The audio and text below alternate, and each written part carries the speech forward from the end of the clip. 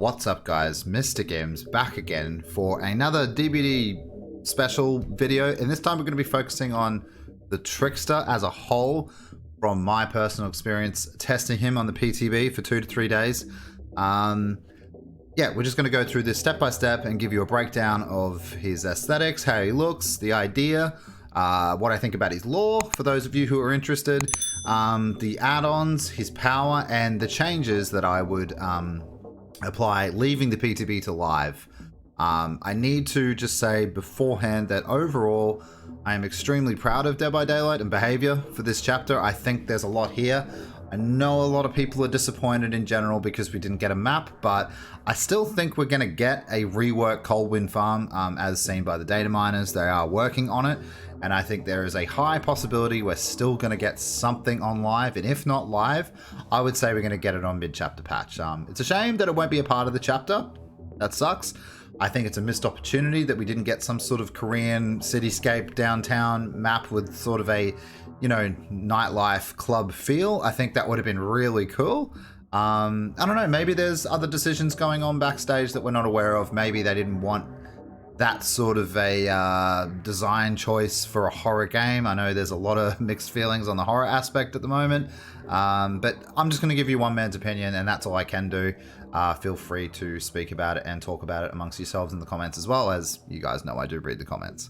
But aesthetically, I know a lot of people have problems with him aesthetically. Me personally, I don't. This is the way I see it. He's a Korean pop star who's gone renegade, gone psycho, is a murderer, and it's completely and utterly believable being that, you know, we're in the real world playing this game. Yeah, he's just a psychopath, and he was a pop star, and he's absolutely in love with himself. That's about all I can say. It makes sense to me.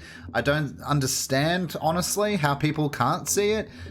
He looks too human. He looks too normal. Does he?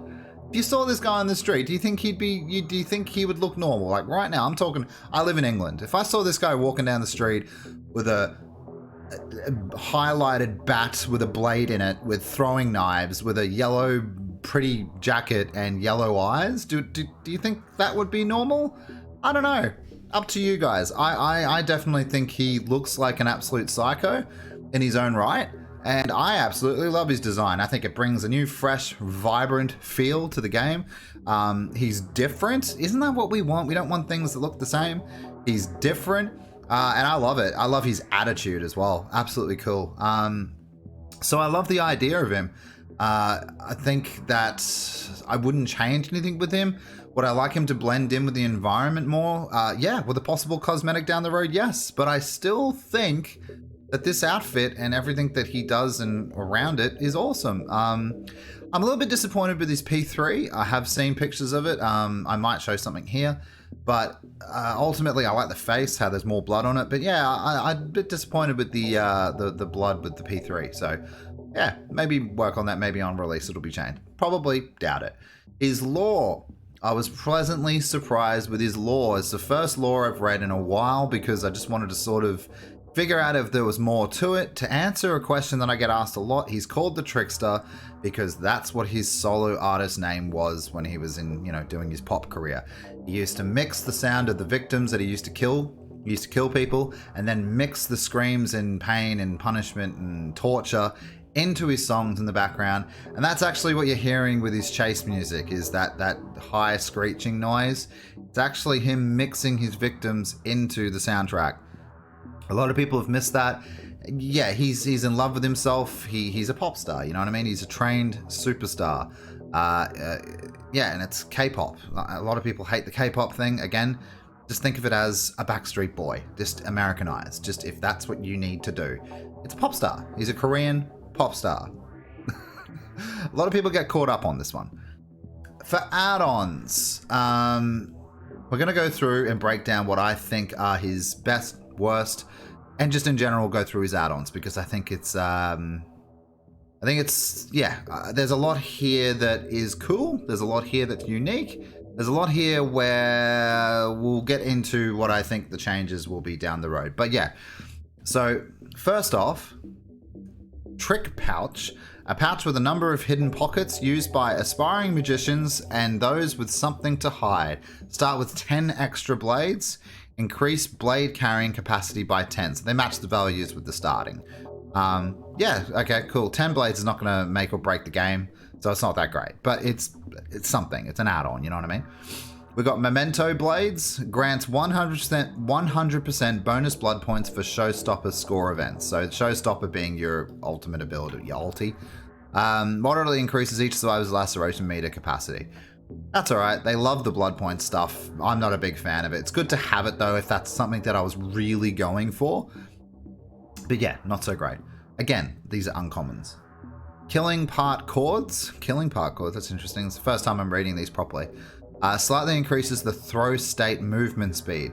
This really isn't that terrible considering he gets a slowdown with his power before he throws blades, and then he's slower in the blade throwing. Yeah, this is good. I didn't actually test this in the PTB, so I'm going to in, obviously future releases. So yeah, it's good. It's good for an uncommon. Best one so far.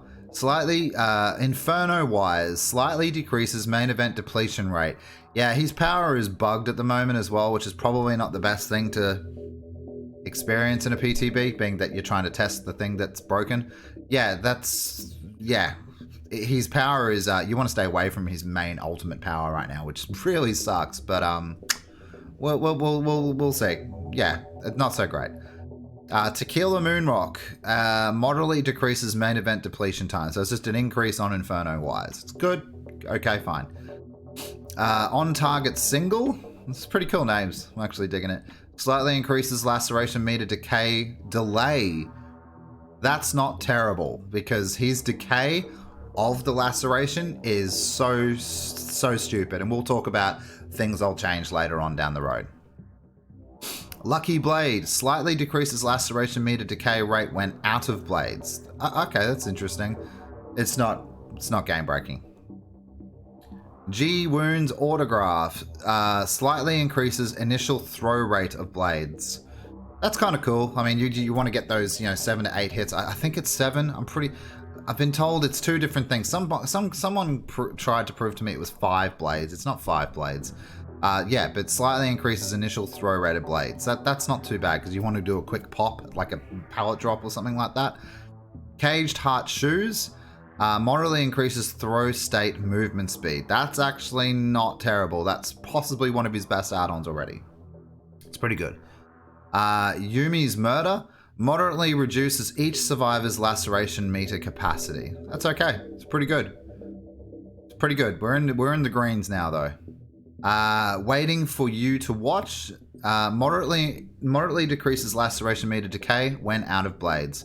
Yeah, I don't like the when out of blades situation. It's interesting. Ripper Brace moderately increases laceration meter decay delay. Yeah, again, we'll talk about that a little bit later. I'm not a big fan of these at all. Fizz Spin Soda moderately increases initial throw rate of blade, so it's just a better of the yellow. Yeah, it's good. I like it. It's a green though, so. Bloody Boa. Start with 15 extra blades. Increase blade carrying capacity by 15. This one I was using a fair bit because sometimes it was just getting a little bit rough and I was running out of blades all the time. Ultimately, it's not amazing. The running out of blades happens far too quick considering the payoff of the power, so. Trick Blades. Blades ricochet off the environment once, dealing 100% laceration. So every single ricochet you get, so you can bounce them off the floor and the walls. And by the way, I'll get more into this later, but this is a must. For me, in my add-ons, I think this is... You need ricochet abilities, and they cause 100%, so any ricochet you get is going to count as 1 blade, which is brilliant. There is a better version of this, but... This is really good, and I think we'll talk about it, but it's good. It's very good. Edge of Revival album. Blades shatter when hitting the environment, dealing 50% laceration to nearby survivors.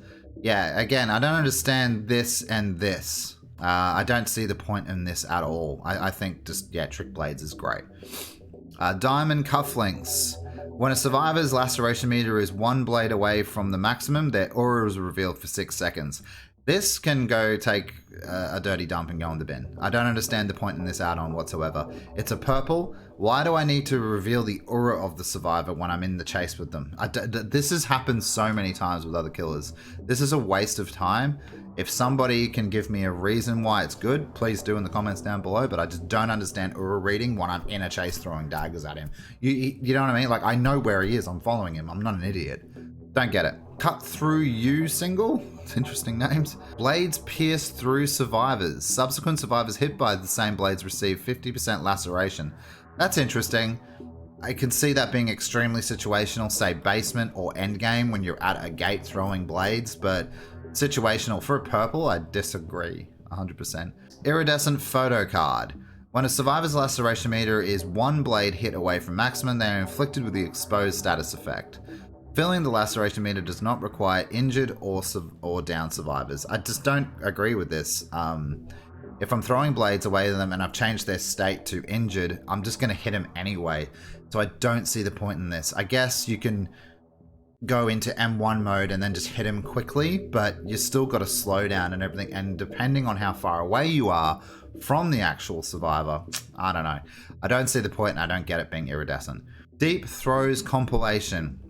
Laceration caused by blades is based on proximity of the target, starting at a minimum of 50% laceration.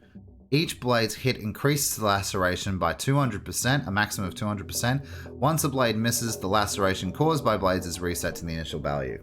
A lot of downsides to an iridescent again. This is why I don't think they're comfortable with iridescent. Just remove them because you're just not comfortable with making them too strong. It's iridescent. Think about how good an iridescent is with a survivor for a second. A brand new part. Insta-heal. I don't know. I don't think they match at all. This is very good, being that it's 200% laceration, though, with rebounds and things like that. Or just in terms of laceration in general. So I think this is very good. But honestly, if we're talking about add-ons and things like that, the best for me are trick blades. 100% trick blades. And possibly, I'd say maybe Yumi's murder. Just moderately reduces each survivor's laceration meter capacity. Just bringing them down quicker with less knives. I mean, Boa's okay still. I can see why people still like Boa. Yeah, you know, start with 15 extra blades. But I guess if you're really accurate and you're getting those hits with daggers in a chase straight away, I'd say, yeah, trick blades, which is a purple, by the way. And then, you know, Bloody Boa, or, you know, if you're accurate as hell, Yumi's murder, you know, bringing it down quicker. All right, gameplay and power. Gameplay and power, for me, unfortunately, the more I've played him, the more I realize that, and I know this is going to be extremely strict, and people aren't going to, maybe some people aren't going to understand, but I think he could be one of the weakest killers in the game. Yeah, I did a recent poll of, you know, where you guys, my community in general, where you guys place him, and I'm actually really proud of the community poll in general. Is C and B tier is where most of you place him, and I think that's absolutely pretty spot on. B being average and C being below average in terms of who put him on S tier. I got 3% in S tier. What are we doing? It might just be a joke, but Jesus Christ. Yeah, but with 689 votes, you guys have placed him in the B tier, being the most votes, 52%, and the C tier being below average. And I'm more leaning towards C. I feel much stronger, much more powerful with killers like Plague, which is really bad, by the way, because if you're just going to make a worse version of Plague, in my opinion, what is the point?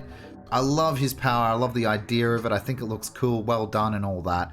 But this killer suffers from so much. And excusing the bugs, obviously his showstopper power is bugged. He doesn't move at the correct speed. He's supposed to be, I think, slightly faster in showstopper, being that is his ultimate ability. He's not. He's slower. So using his ultimate in PTV right now, there's no point using it.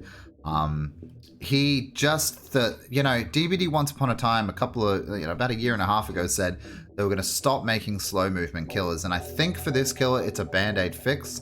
They've just slapped a slow movement of him, you know, Hag's movement speed. I honestly think he could benefit from an average movement speed. He has zero gen pressure, and it takes too long to get a survivor down. And the comparisons now I'm starting to see way more. Why don't you just play Huntress? You get a 2-hit down really quickly. Yeah, how do you argue with that now? Like, this kill is great. Is the payoff that his power is unique and cool? It's semi-unique. It's definitely cool looking. But yeah, why wouldn't I just play Huntress and get, you know, easy GG wins? Easy GG hits and get an insta-downs? I don't know. I don't get it.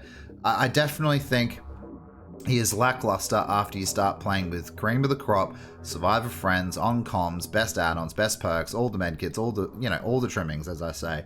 And that's exactly what we did for the second night of PTB. I played an entire stream of me versus a cream of the crop team who knew exactly what they were doing, and gens were flying, and it was ridiculous. He has to commit to a chase at a certain point, and I'm disregarding the fact that you need to let go of 2 or 3 gens.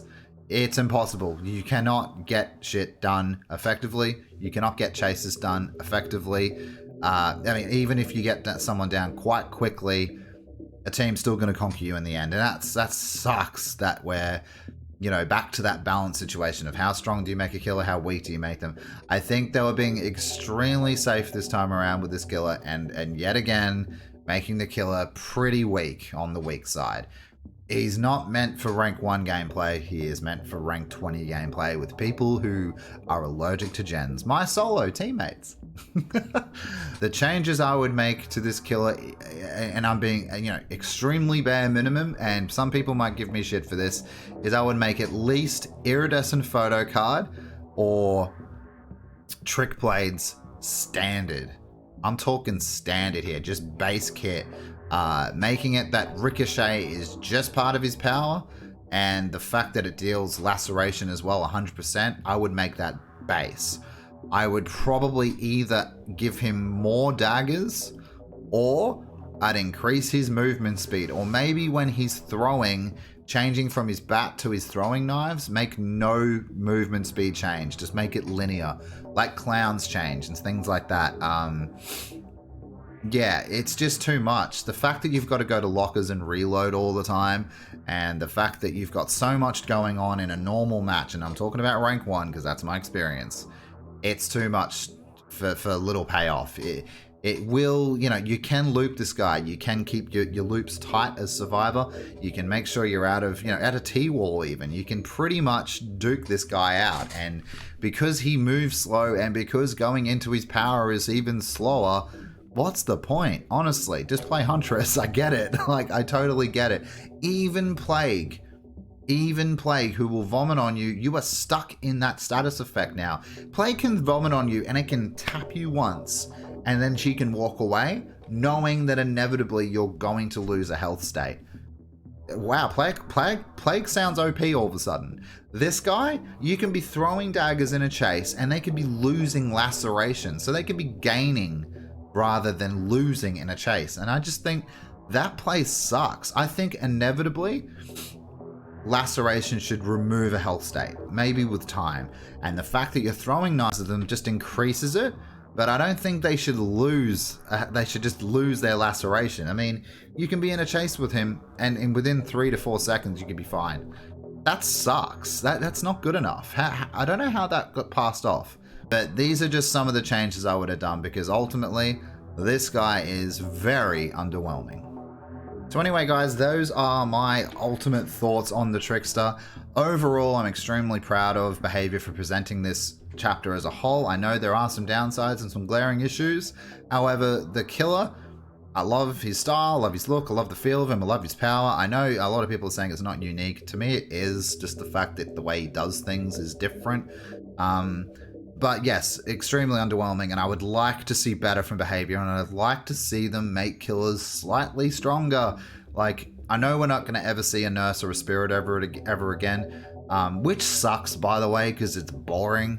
But, you know, maybe try to reach for the stars a little bit and do better with your killers, just to keep us interested, you know, the other side of the match.